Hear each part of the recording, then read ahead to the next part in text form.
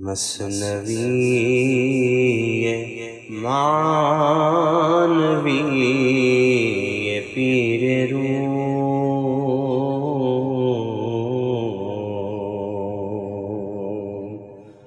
مثنوی معنوی پیر روم،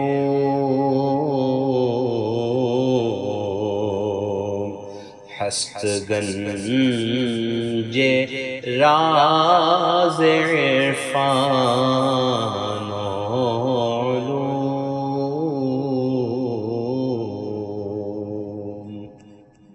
بسم اللہ الرحمن الرحیم، الحمدللہ رب العالمین، والصلاة والسلام علی سیدنا مولانا محمد سید الانبیاء والمرسلین وعلی آلہ واصحابہ اجمعین، اما بعد۔ بادشاہ نے 2 غلام خریدے سستے داموں، اور ایک غلام کو اس نے بلایا اور اس سے بات چیت کی۔ اب ظاہر بات ہے بادشاہ کا یہ 2 غلاموں کا خریدنا کسی خاص مقصد کے تحت تھا، اور پہلا مقصد تو ان لوگوں سے بات کرنا تھا، اس کے بعد ان سے بات کرنے کے بعد جو فیصلہ بادشاہ کو لینا تھا وہ بعد میں لے گا۔ تو پہلے ان سے بات کرنے کے بعد جو معلومات بادشاہ حاصل کرنا چاہتا ہے اس کا مرحلہ چل رہا ہے۔ پہلے غلام سے اس نے بات کی، اس کی بات چیت کافی سمجھدار آدمی کی اور اچھے آدمی کی بات چیت بادشاہ کو معلوم ہوئی۔ اس کے بعد اس نے بات چیت کے اختتام کے بعد اس غلام کو روانہ کر دیا۔ اب دوسرے غلام کو بلایا۔ اب دوسرے غلام کو بلانے کے بعد کیا بات چیت ہوئی، کیسا ہوئی، آج ہم وہ پڑھیں گے۔ آ غلام کرا چودی دہل زکا، آ دیگر را کرد اشارت کہہ بیا۔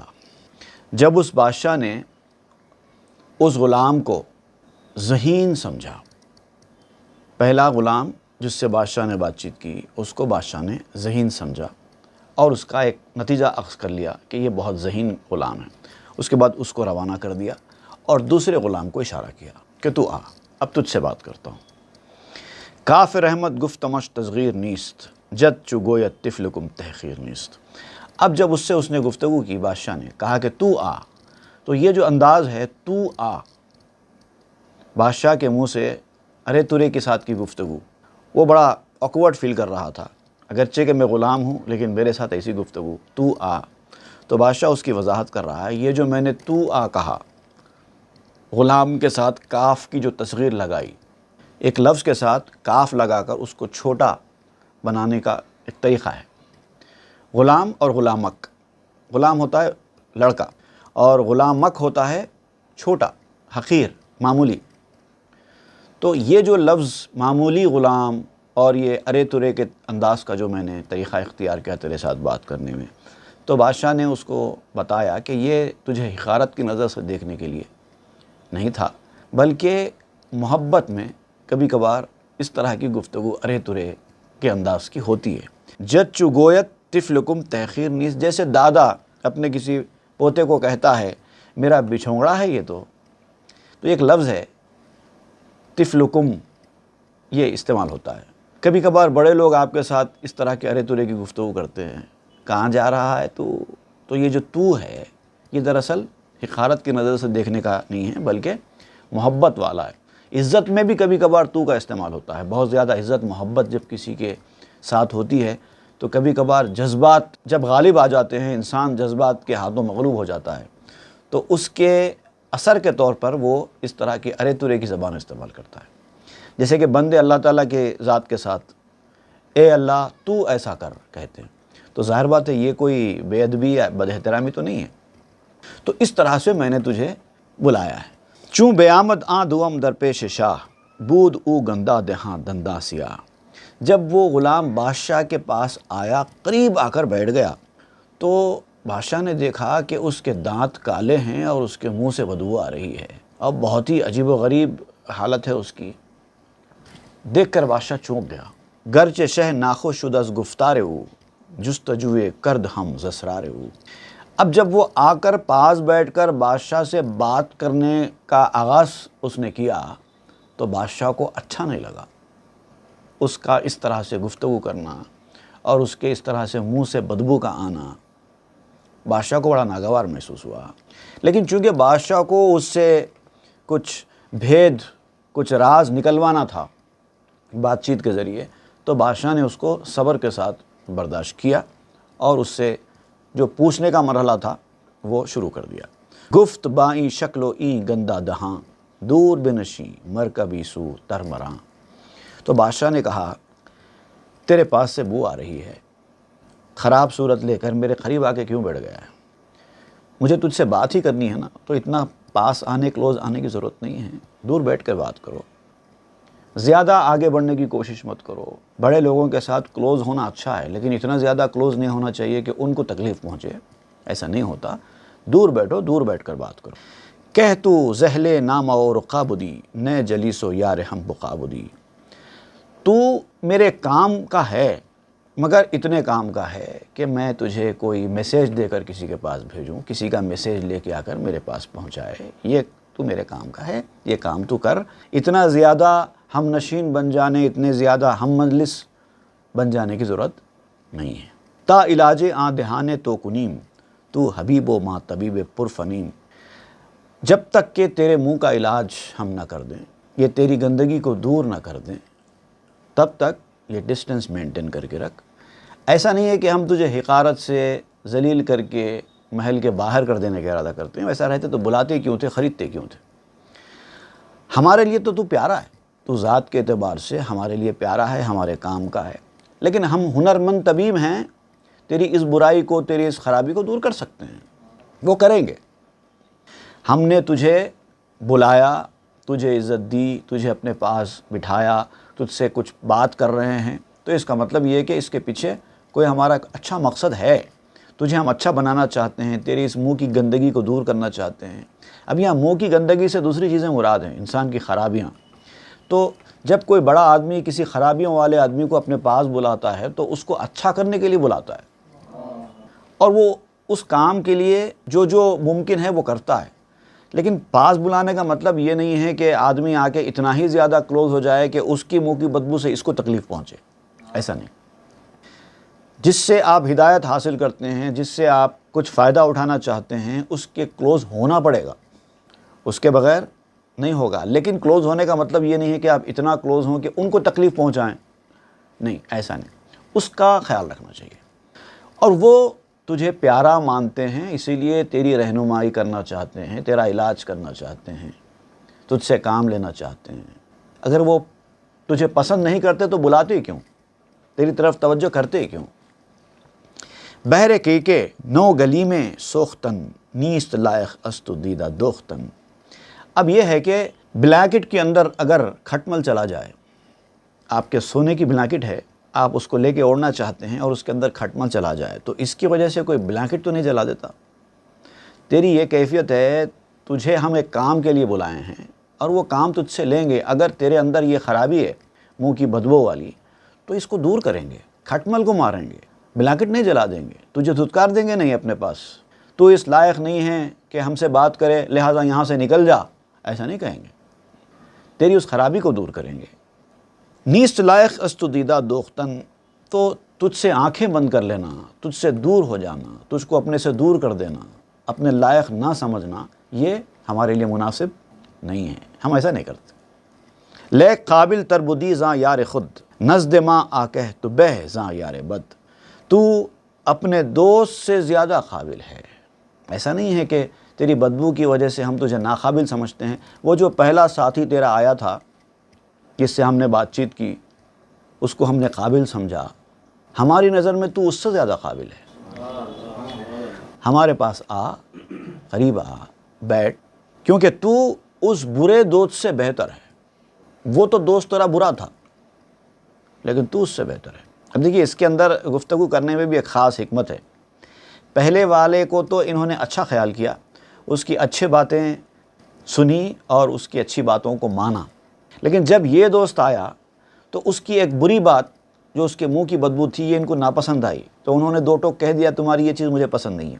لیکن جب اس کا دل پژمردہ ہو رہا تھا تو بادشاہ نے کہا کہ نہیں، تو اس سے بھی بہتر ہے، وہ تو برا تھا، تیرے سامنے وہ برا ہے، تو اس سے اچھا ہے۔ با ہما بنشیں دو سہ دستاں بگو، تابہ بینم صورت غفلت نکو۔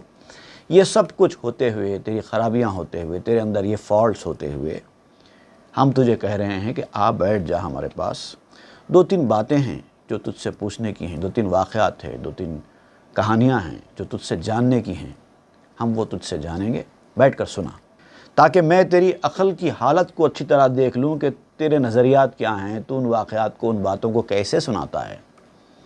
سنانے کا بھی ایک انداز ہوتا ہے، الفاظ کے استعمال کا ایک خاص طریقہ ہوتا ہے، اس سے جو عقل والے لوگ ہوتے ہیں انسان کی شخصیت کا پتہ چلاتے ہیں۔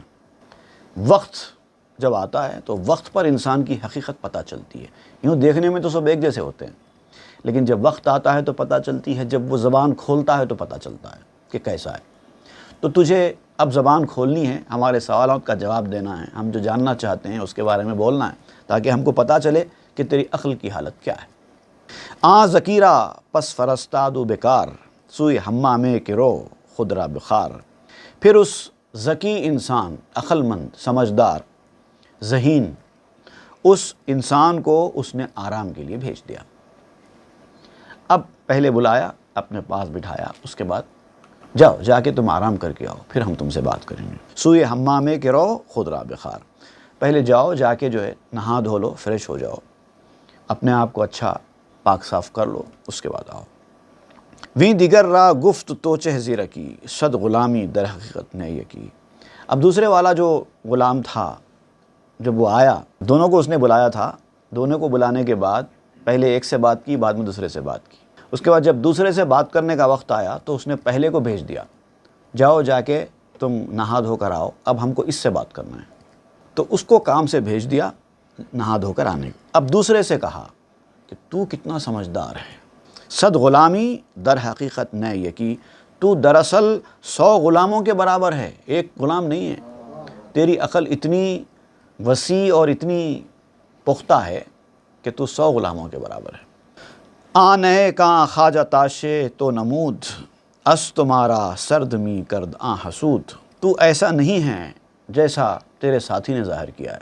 اب تیرے ساتھی سے جب میں گفتگو کر رہا تھا، تیرے بارے میں نے پوچھا کہ یہ بندہ کیسا ہے، پہلے غلام سے دوسرے غلام کے بارے میں پوچھا، تو اس نے کچھ باتیں تیرے بارے میں بتائی، اور وہ ساری باتیں اچھی نہیں تھیں تیرے بارے میں۔ ایسا لگتا ہے کہ وہ تجھ سے حسد کرتا ہے اور مجھ کو تجھ سے برگشتہ کرنا چاہتا ہے، مخالف بنانا چاہتا ہے، اسی لیے کچھ خراب باتیں اس نے تیرے بارے میں مجھے بتائی ہیں، لیکن مجھے ایسا نہیں لگتا کہ تو ایسا ہے۔ گفت کو دزدو کجستو کجنسیں، ہیزو نامردو چنانستو چنی۔ تو اس نے کہا ہے کہ تو چور ہے مزاج میں، بدچلن ہے، اچھی صحبتوں میں نہیں رہتا، کم ہمت ہے۔ ہیز اصل میں کہتے ہیں امورل انسان، جس کے اخلاق و کردار صحیح نہیں ہے۔ خیزو نامردو چنانستو چنی، کم ہمت ہے، نامرد ہے، چور ہے، بدچلن ہے، اور اس طرح کی بہت ساری باتیں تیرے بارے میں اس نے بیان کی ہیں مجھے۔ گفت پیوستہ بدستو راست گو، راست گوئے من ندیدستم چو او۔ تو اس نے کہا کیا یہ باتیں میرے ساتھی نے آپ کے سامنے کہی ہیں میرے بارے میں؟ تو بادشاہ نے کہا کہ ہاں ایسا ایسا کہا ہے۔ تو اس نے کہا کہ نہیں، وہ سچا انسان ہے، اس جیسا سچا تو میں نے دیکھا ہی نہیں۔ آپ مجھے کیا کہہ رہے ہیں کہ وہ میرے بارے میں ایسی باتیں کرے گا؟ میں اس کو جانتا ہوں، نہایت شریف اور سچا انسان ہے وہ۔ اور سچا انسان جب ہے اور اگر واقعی اس نے یہ باتیں میرے بارے میں کہی ہیں تو پھر میں صحیح ویسے ہوں گا۔ راستی و نیک خوئی و حیا، حلم و دینداری و احسان و سخا۔ راستی، سیدھا پن اس کے مزاج میں ہے، نیک خصلت ہے، شرم و حیا والا ہے، بردباری، پولائٹنس، یہ اس کے صفات ہیں، دینداری اس کے اندر موجود ہے، احسان اور سخاوت کی صفتیں اس کے اندر موجود ہیں۔ آپ اس کے بارے میں کہہ رہے ہیں کہ وہ میرے بارے میں اس طرح سے کہہ سکتا ہے؟ لیکن میں یہ نہیں کہہ رہا ہوں کہ آپ جھوٹ بول رہے ہیں، ہو سکتا ہے کہ اس نے کہا ہوگا، لیکن اگر کہا ہے اس نے تو پھر تو سچ کہا ہے اس نے، میں ہوگا ویسے ہی۔ راست گوئی در نہادش خلقتست، ہرچ گوید من نگویم تہمتست۔ سچائی جو ہے اس کے مزاج میں پیدائشی ہے۔ جس غلام کی، جس میرے ساتھی کی آپ بات کر رہے ہیں، اس کے اندر سچائی پیدائشی ہے۔ جو کچھ وہ کہتا ہے کہ میں یہ نہیں کہہ سکتا کہ وہ الزام لگا رہا ہے یا تہمت باندھ رہا ہے۔ اگر اس نے کہا ہے تو پھر ہوگا سچائی ایسی، میں ہوگا چور، بے شرم، بدچلن، کم ہمت، سب ہوں گا میں اگر اس نے کہا ہے تو۔ کج ندانم آن کو اندیش را متہم دارن وجود خیش را، اس نیک خیال انسان کو میں کبھی ٹیڑھا نہیں سمجھتا، اپنے آپ کو ملزم ضرور ٹھہراؤں گا، اپنے آپ کو برا ٹھہرا لوں گا، لیکن میں اس کو برا نہیں ٹھہرا سکتا کیونکہ میں اس کو جانتا ہوں۔ باشدو در من ببیند عیبہا من نہ بینم در وجود خود شہا، ہو سکتا ہے کہ میرے کچھ عیب ایسے ہیں جو مجھے نظر نہیں آتے، کیونکہ کسی کے بھی عیب خود کو نظر نہیں آتے نا۔ ہو سکتا ہے کہ وہ میرے عیبوں کو دیکھ رہا ہو اور جو میں اپنے اندر نہیں دیکھ رہا ہوں، میرے عیب میں اپنے اندر نہیں دیکھ رہا ہوں وہ دیکھ رہا ہے، اور عیب تو ایسے ہی دکھائی دیتے ہیں جیسے انسان کو اپنا چہرہ خود دکھائی نہیں دیتا، دوسروں کے چہرے دکھائی دیتے ہیں، اسی طرح سے عیبوں کا معاملہ بھی ہے۔ ہر انسان کو اپنا عیب دکھائی نہیں دیتا، دوسروں کے ہی عیب دکھائی دیتے ہیں۔ اگر وہ مجھے دیکھ رہا ہے اور میرے اندر اس کو عیب دکھائی دے رہے ہیں تو اس کا مطلب وہ عیب میرے اندر ہوں گے۔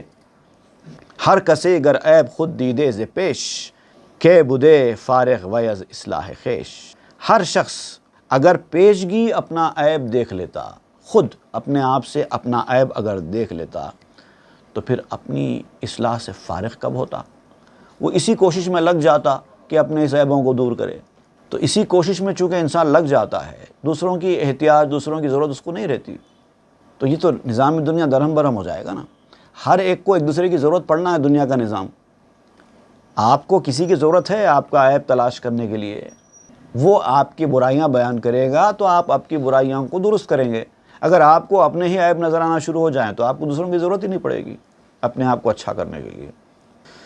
غافلند این خلق از خود اے پدر، لا جرم گویند عیب ہم دیگر، اے میرے باپ، اے میرے گاڈ فادر، یہ لوگ جو دنیا میں ہیں یہ دراصل اپنے آپ سے غافل ہیں، خود کے عیب خود کو نظر نہیں آتے، دوسروں کے عیب دیکھنے میں مصروف ہیں۔ دراصل یہ غفلت ہے، اور اگر غفلت میں نہیں ہوتے تو پھر یہ ان کے عیب بیان کرتے، وہ آپ کے عیب بیان کرتے، آپ کے بیان کیے ہوئے عیبوں کو وہ آدمی درست کرتا، اس آدمی کے بیان کیے ہوئے عیبوں کو آپ درست کرتے، تو ایک دوسرے کے عیب بیان کرتے اور اپنے آپ کو درست کرتے اگر غفلت نہیں ہوتی۔ لیکن غفلت ہے، غافل ہیں، تو ہم صرف دوسروں کے عیب بیان کر رہے ہیں، اپنا عیب دکھائی نہیں دے رہا ہے۔ جب آپ دوسروں کے عیب بیان کر رہے ہیں تو دوسروں سے بھی اپنے عیب بیان کرنے کی توقع رکھو، پھر وہ بیان کریں گے اور آپ ان کو درست کرنا۔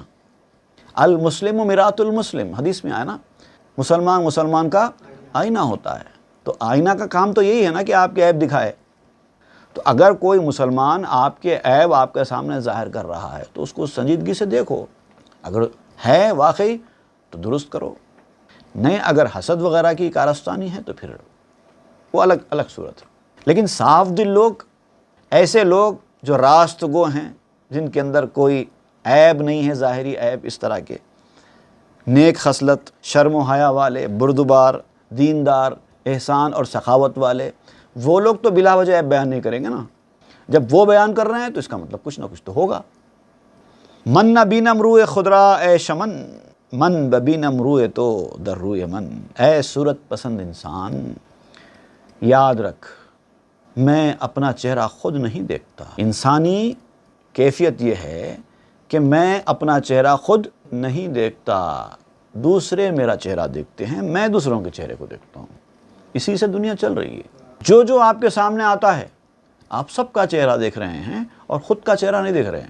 یہ ہے اصلیت انسان کی۔ آنکھ سے کہ او ببیند روئے خیش، نور او از نور خلقان است بیش، لیکن جس کو اللہ تعالیٰ نے یہ کوالٹی دے دی کہ وہ اپنا خود کا چہرہ دیکھنے کے قابل ہو جائے، سب کو نہیں ملتی نا یہ دولت، خود کے عیب دکھائی دینے لگے۔ جب کرنے محاسبہ سفر پر نکلا، اپنے سیلف اسیسمنٹ کرنے کے لیے جب میں نکلا، جب کرنے محاسبہ سفر پر نکلا، جس کو دیکھا وہ مجھ سے بہتر نکلا۔ جب کرنے محاسبہ سفر پر نکلا، جس کو دیکھا وہ مجھ سے بہتر نکلا۔ کس طرح سے ملتے مجھے اوروں کے عیوب، جو عیب بھی ڈھونڈا میرے اندر نکلا۔ کسے کہ او ببینت روی خیش نور او از نور خلقان است بیش. اور جو شخص ایسا اپنا چہرہ دیکھنے کے قابل بن جاتا ہے تو اس کا نور لوگوں کے نور سے بڑا ہوا ہے.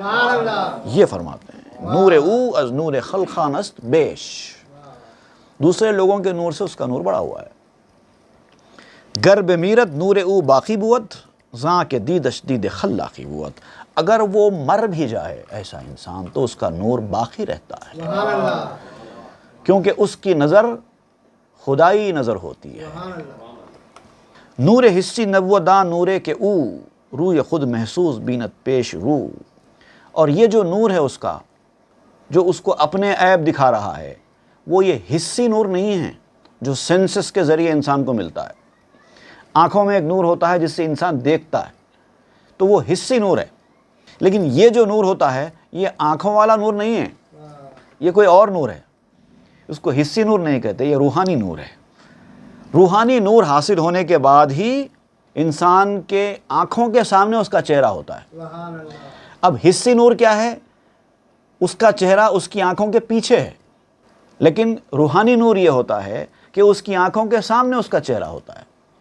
اور جب یہ نور کسی کو حاصل ہو جاتا ہے تو پھر وہ ختم، مرنے والا نور نہیں ہوتا. حسی نور یہ ہے کہ جب تک آنکھیں ہیں، جب تک انسان زندہ ہے، اس کی آنکھیں کام کر رہی ہے، وہ دیکھ رہا ہے. جب وہ مر جاتا ہے تو نور بھی ختم، برخاست. آنکھوں سے تھا، آنکھیں ختم ہو گئی، نور ختم ہو گیا. لیکن یہ باطنی نور جو چہرہ دکھانے والا نور ہے، یہ مرنے کے بعد بھی ختم نہیں ہوتا. گفت اکنو عیب ہائے او بگو چنا کہ گفت او از عیب تو اس نے کہا کہ اب عیب بیان کرو اس کے. یہ سب باتیں چھوڑ، بادشاہ نے کہا یہ سب باتیں چھوڑ، اس کے عیب بیان کر. میں نے تجھے اس کے عیب بتانے کے لیے کہا ہے، تعریف کرنے کے لیے نہیں کہا ہے. اپنے ساتھی کے عیب بیان کر، جس طرح کے اس نے تیرے عیب بیان کیے. اس نے تیرے عیب بیان کیے میرے سامنے ابھی، اور اب میں تجھے بلایا ہوں تاکہ تو اس کے عیب بیان کر. تاب دانم کے تو غم خارے منی کت خدائے مملکت یار منی. تاکہ میں سمجھ جاؤں کہ تو میرا غم خار ہے. میں نے تجھے خریدا ہے، تو میرا غلام ہے.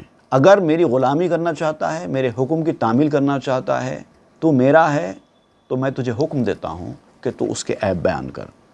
تبھی تجھے میں مانوں گا کہ تو سلطنت کا وفادار ہے اور میرا دوست ہے. تجھے اس کے عیب بیان کرنے ہوں گے، یہ اس طرح کی نہیں چلے گی. گفت اے شہمن بگویم عیب ہاش گرچہ ہست او مرمرا خوش خواجتاش. تو اب اس غلام نے کہا کہ اے میرے بادشاہ، ٹھیک ہے آپ کے حکم کا ہے نا، تو میں اس کے عیب بتاتا ہوں. حالانکہ وہ میرا اچھا ساتھی ہے، میں اس سے محبت کرتا ہوں، لیکن آپ کا حکم ہے اس کے عیب بتائیں، میں ضرور اس کے عیب بتاتا ہوں. بسم اللہ، اب شروع کرتا ہوں اس کے عیب بیان کرنا. عیب او مہر و وفا و مردمی خوئے او صدق و ذکا و ہمدمی. اس کا پہلا عیب یہ ہے کہ وہ محبت والا، وفاداری والا اور انسانیت والا ہے. اس کی جو خصلت ہے، اس کی جو فطرت ہے، اس کے اندر سچائی بھری ہوئی ہے. نہایت ذہین، انٹیلیجنٹ اور ہمدرد ہے. یہ اس کا پہلا عیب ہے. آپ کہہ رہے ہیں نا میں عیب بیان کروں، چلے میں شروع کرتا ہوں اس کا عیب بیان کرنا. کم تری عیبت جواں مردی و داد جواں مردی کے جاں راہ ہم بداد. اور اس کے عیبوں میں سب سے چھوٹا عیب یہ ہے کہ وہ سخی ہے اور بے تحاشا لوگوں کی بخشش کرتا ہے، ان کو دیتا جاتا ہے، داد و دہش والا ہے. اور ایسی سخاوت اس کے پاس ہے جس سے انسانوں کو، مرنے والوں کو جان مل جاتی ہے. ایسی سخاوت کرتا ہے. صد ہزاراں جاں خدا کردہ پدید چہ جواں مردی بوت کارا ندید. خدا نے لاکھوں جانیں پیدا فرمائی ہے، اور جس نے ان کو نہیں دیکھا اس سے جان کی سخاوت کیا ہوگی. بہت سارے لوگوں کو انسان نے پیدا کیا ہے، بہت سارے ضرورت مند ہیں، ہر ایک کو ایک ایک چیز کی ضرورت ہے، اور وہ چیز آپ کے اندر ہے، آپ لوگوں کی ضرورت پوری کر سکتے ہیں. اس کے بعد بھی اگر آپ کسی کی ضرورت پوری نہیں کر رہے ہیں تو پھر اب سخاوت کیا ہے؟ سخاوت تو اسی کو کہتے ہیں. صرف پیسے دینے کا نام سخاوت نہیں ہے. جس آدمی کو جو ضرورت ہے وہ دینے کا نام سخاوت ہے. اگر کوئی علم کا پیاسا ہے تو اس کو علم دو، اگر کوئی ہمدردی کا پیاسا ہے تو اس کو ہمدردی دو، اگر کوئی رہنمائی کا طلبگار ہے تو اس کو رہنمائی دو، اگر کسی پیسے کا ضرورت مند ہے تو اس کو پیسہ دو، اگر کوئی مشورہ چاہتا ہے تو اس کو مشورہ دو۔ یہ ہے سخاوت۔ صرف پیسے دینے کا نام سخاوت نہیں ہے، یہ پیسے سے زیادہ قیمتی چیزیں تو یہ ہے، کسی کی جان بچا دی، کسی کی بیماری دور کر دی، کسی کو اچھا مشورہ دے دیا، کسی کو ہدایت کی باتیں بتا دی، یہ سب سخاوت میں آتا ہے۔ ور بدیدے کہ بجاں بخلش بدے بہر یک جاں کہ چنی غمگین شدے۔ اگر ان جانوں کو دیکھ لیتا تو جو ضرورت مند ہیں، وہ جان، وہ لوگ جو ضرورت مند ہیں، تو وہ اپنی جان پر بخل نہیں کرتا، اپنی ایک جان کی وجہ سے غمگین نہیں ہوتا۔ بہت سارے لوگ ایسے ہوتے ہیں جو صرف اپنی سوچتے ہیں، ویسے لوگ کبھی سخاوت نہیں کر سکتے۔ ہزاروں لاکھوں لوگ ہیں دنیا میں، ان کی طرف بھی نظر کرو، عیبوں سے نظر تو کرتے ہو، عیب ڈھونڈنے میں تو نظر بہت تیزی کے ساتھ دوڑتی ہے، ضرورتیں تلاش کرنے میں بھی تو نظر دوڑاؤ۔ جہاں ضرورت پوری کرنے کی بات آتی ہے تو آپ کو آپ کے سوا دنیا میں کوئی نظر نہیں آتا، جب عیب ڈھونڈنے کی بات آتی ہے تو وہاں پر آپ ہی نظر نہیں آتے، سب دوسرے نظر آتے ہیں۔ دیکھنا اپنے ہنر کو عیب ہے سب سے بڑا، اور ہنر سب سے بڑا ہے عیب اپنا دیکھنا۔ اور لبیجو بخل آباں رابود کوز جوئے آب نابینا بود۔ نہر کے کنارے پر پہنچ کر بخل کرنا پانی دینے سے۔ نہر کے کنارے پہ آپ بیٹھے ہوئے ہیں، کوئی پیاسا آپ کے پاس آ جائے اور چاہے کہ مجھے پانی دے دو، پیاسا ہوں، اس کے بعد آپ بخالت اور کنجوسی کا مظاہرہ کریں اور اس سے کہہ دیں کہ چاہ یہاں سے جا، معاف کر، کسی اور دروازے پر جا۔ یہ کیا ہے؟ یہ تو سراسر بخل ہے۔ تو یہ ایسا بخل کون کرتا ہے؟ آپ فرماتے ہیں کو ز جوئے آپ نابینا بود، جو نابینا ہے وہ کرتا ہے، کیونکہ اس کو دریا نظر ہی نہیں آ رہا ہے، وہ تو کہتا ہے کسی اور کے پاس جاؤ بھائی، میرے پاس پانی نہیں ہے۔ ارے آپ کے پاس پانی نہیں ہے، آپ کیا کہہ رہے ہیں؟ بازو تو دریا ہے، ایسے نکالو، ایسے دے دو، مگر وہ نظر آنا نا، آنکھیں ہونا، بینائی ہونا تو کریں گے۔ دریا دکھائی نہیں دے رہا ہے تو ایسے ہی کریں گے۔ گفت پیغمبر کہ ہر کس از یقین، دان دو پاداش خود در یوم دین، ہر یکیرا دہ عوض می آیدش، ہر زماں جودے دیگر گوں زایدش۔ پیغمبر صلی اللہ علیہ وسلم نے فرمایا ہے کہ جو شخص یقینی طور پر قیامت کے دن اپنے بدلے کو جان لے گا کہ سخاوت کی وجہ سے اس کو کیا بدلہ دیا جانے والا ہے، بدلہ سے مراد یا ریونج والا نہیں بلکہ عوض والا بدلہ، ریوارڈ۔ بدلہ ایک تو انتقام کے میننگ میں ہوتا ہے، ریونج کی، ایک بدلہ ریوارڈ کے میننگ میں ہوتا ہے۔ تو جو شخص بدلہ، ریوارڈ کو دیکھتا ہو، قیامت کے دن ملنے والے ریوارڈ کو دیکھتا ہو کہ اس کو ایک کے بدلے 10 ملنے والے ہیں، تو اس سے ہر وقت نئی سخاوت ہوتی رہتی ہے۔ سبحان اللہ۔ وہ آخرت کو دیکھنے والا ہونا، اس کی نظر ویسی ہونا، اس کو پتہ ہے آخرت میں اس کو یہ ریوارڈز ملنے والے ہیں، ایک کے بدلے 10 ملنے والا ہے، کیونکہ حدیث شریف میں ہے کل عملی ابن آدم بعشرۃ امثالھا، قرآن مجید میں بھی ہے من جاء بالحسنۃ فلہ عشر امثالھا، جو ایک نیکی لے کر آئے گا اس کو اس کے مثل 10 نیکیاں ملیں گی۔ تو ہر چیز کا ثواب 10 ٹائمز ہے، تو جو 10 ٹائمز پر نظر رکھتا ہے وہ 1 ٹائم دینے میں کیا اس کو پریشانی ہو سکتی ہے۔ جود جملہ از عوض ہا دیدنست، پس عوض دیدن زدے ترسیدنست۔ جس کی سخاوت، یہ جو ریوارڈز ہیں ان کو دیکھنے کے بعد چلتی ہے، اس کی وجہ سے ہوتی ہے، ریوارڈز پر نظر ہونے کی وجہ سے جس کی سخاوت ہوتی ہے۔ ایک وہ ہے، وہ شخص کبھی بھی غریبی، فاقہ کشی، مفلسی سے ڈرتا نہیں ہے۔ اکثر لوگ جو سخاوت سے پیچھے ہٹتے ہیں اس کی وجہ یہی ہوتی ہے، وہ سمجھتے ہیں کہ ہم دے دیں گے تو پھر ہمارے لیے کیا بچے گا، اگر ہم ہماری دولت لٹا دیں تو پھر جب ہم کو ضرورت پڑے گی تب کیا ہوگا، ایسی سوچتے نا۔ دیکھیے قرآن مجید میں بھی اللہ تعالیٰ نے اسی معاملے میں روشنی ڈالتے ہوئے فرمایا تھا الشیطان یعدکم الفقر، شیطان کی یہ صفت ہے کہ وہ تم کو غریبی، مفلسی اور فقیری سے ڈراتا ہے تاکہ تم خرچ نہ کریں۔ آج پیسہ ہے، 2 سال کے بعد نہیں رہے گا تو کیا کریں گے، کون مدد کرے گا، کوئی آڑے وقت پہ کام نہیں آتا۔ آج تمہارے پاس ہے، تم اس طرح سے لٹا رہے ہو، کل تمہارے پاس جب ختم ہو جائے گا تب کہاں سے لاؤ گے۔ اس طرح کی جو باتیں ہیں یہ شیطان کی طرف سے ہوتی ہیں۔ ضرورت مندوں کی مدد کرنا، دین پر خرچ کرنا انسان کو بہت بڑے اجر و ثواب کا ذریعہ ہوتا ہے۔ بخل نا دیدن بود آواز را، شاد دارد دید در غواص را۔ یہ بدلوں کو، ریوارڈز کو نہ دیکھنا ہی بخالت کا، کنجوسی کا سبب بنتا ہے۔ ان کی نظر ہے ہی نہیں کیا ملنے والا ہے ان کو سخاوت کی وجہ سے، اس کے عوض کے طور پر، اس کے صلے کے طور پر، یہ دیکھتے ہی نہیں ہیں۔ اس کی وجہ سے وہ ڈرتے ہیں فقیری سے۔ اب آپ مثال دیتے ہیں، شاد دارد دید در غواص را، جیسے سمندر میں موتی نکالنے کے لیے غواص، غوطہ خور جب غوطہ لگاتا ہے، اگر وہ ڈرے کہ اس سمندر میں میں غوطہ لگا رہا ہوں، اگر زندہ واپس نہ آؤں گا تو کیا ہوگا، اگر ایسا سوچنے لگے تو ایک موتی بھی سمندر کے باہر نہیں آئے گا۔ لیکن جس کو معلوم ہے، جس کو ٹیکنیک آتی ہے، غوطہ کیسے لگایا جاتا ہے، کتنی ڈیپتھ میں جا کر موتی نکالے جاتے ہیں، وہ تو غوطہ مارتے وقت خوشی سے غوطہ مارتا ہے، کوئی زبردستی نہیں مارتا، کیونکہ اس کو پتہ ہے جب میں باہر آؤں گا تو اتنی دولت مجھے ملے گی کہ میں تو راتوں رات امیر ہو جاؤں گا، تو اس امید میں وہ غوطہ لگاتا ہے۔ تو سخاوت بہت اہم چیز ہے، ڈرنے والے کبھی سخاوت نہیں کر سکتے۔ میرا ایک کہنا ہے، میں نے ایک انگریزی ایک جملہ بنایا ہے، بڑا ردمک ہے، اس لیے میں آپ کو بیان کرتا ہوں۔ اے مین وتھ میونیفیسنس، میونیفیسنس کہتے ہیں سخاوت کو، اے مین with میونیفیسنس is a main of میگنیفیسنس۔ یہ سخاوت پس بے عالم ہیچ کس نبود بخیل، زاں کہ کس چیزیں نیارت بے بدیل۔ اگر بدلے کی دید، بدلے کا سوچنا، بدلے کے بارے میں غور کرنا، اس کا یقین رہنا کہ مجھے اس کا صلہ ملے گا، اگر اس کی نظر ہر کسی کو حاصل ہو جائے تو دنیا میں کوئی آدمی بھی کنجوس نہیں رہے گا۔ اس لیے کہ دنیا کا خود کا ایک طریقہ کار ہے، کوئی بھی آدمی دنیا میں کوئی بھی کام بغیر ریوارڈ کی سوچے کے، بغیر صلے کی سوچے کے نہیں کرتا۔ تو جب تک صلے کا آپ سوچیں گے نہیں، تب تک آپ کے جیب سے کچھ نہیں نکلنے والا۔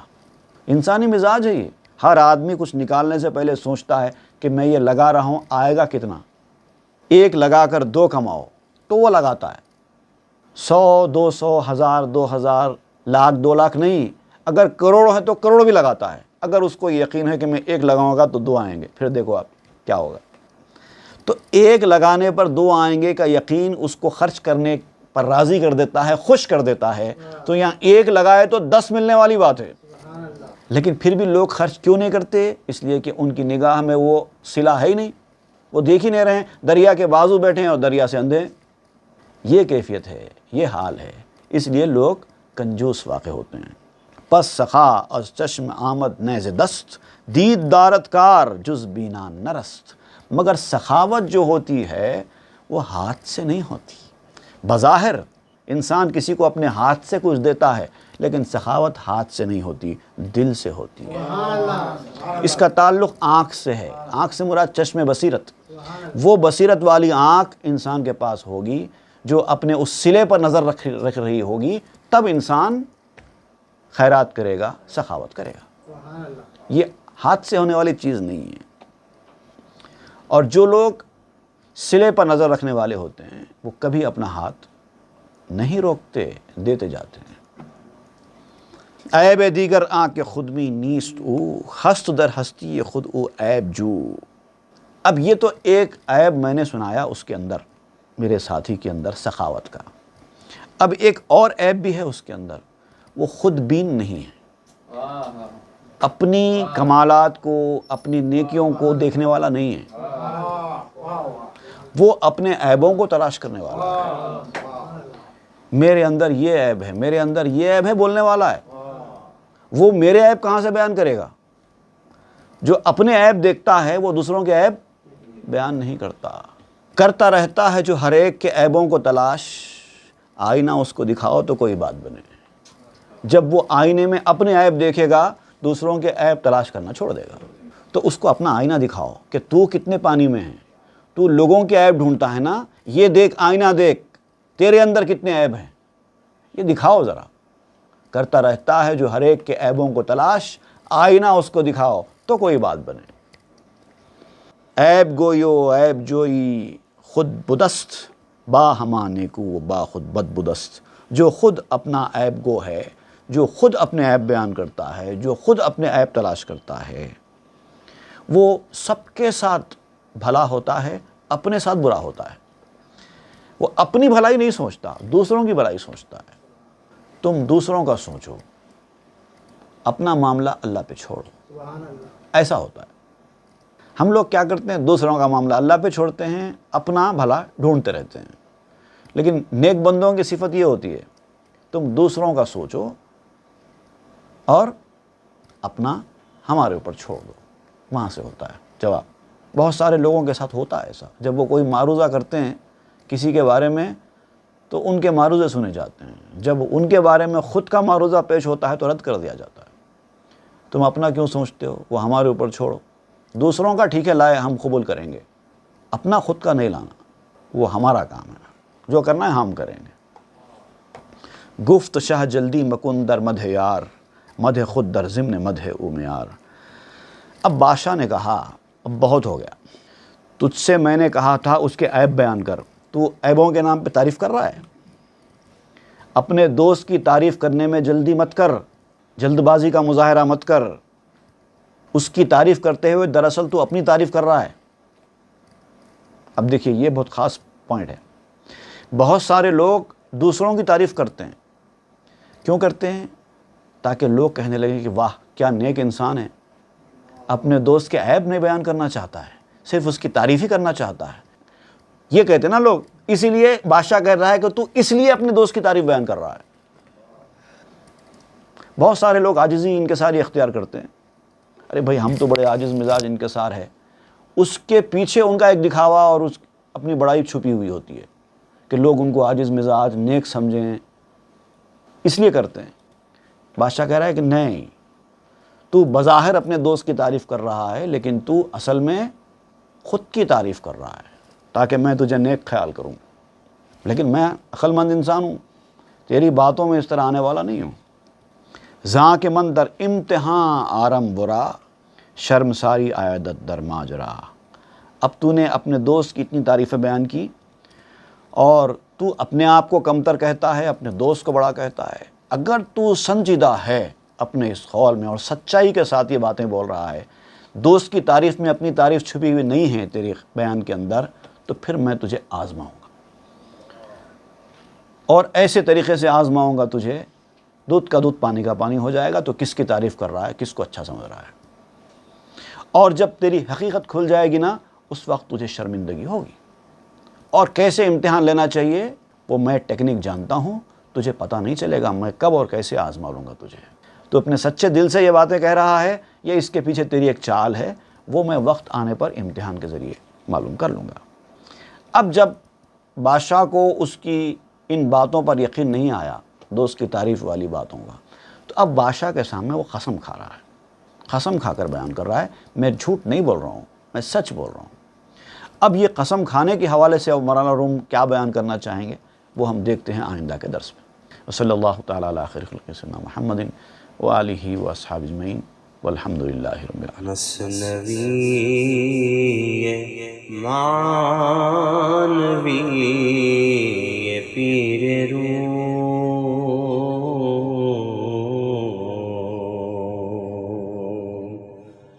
مثنوی معنوی پیر روم،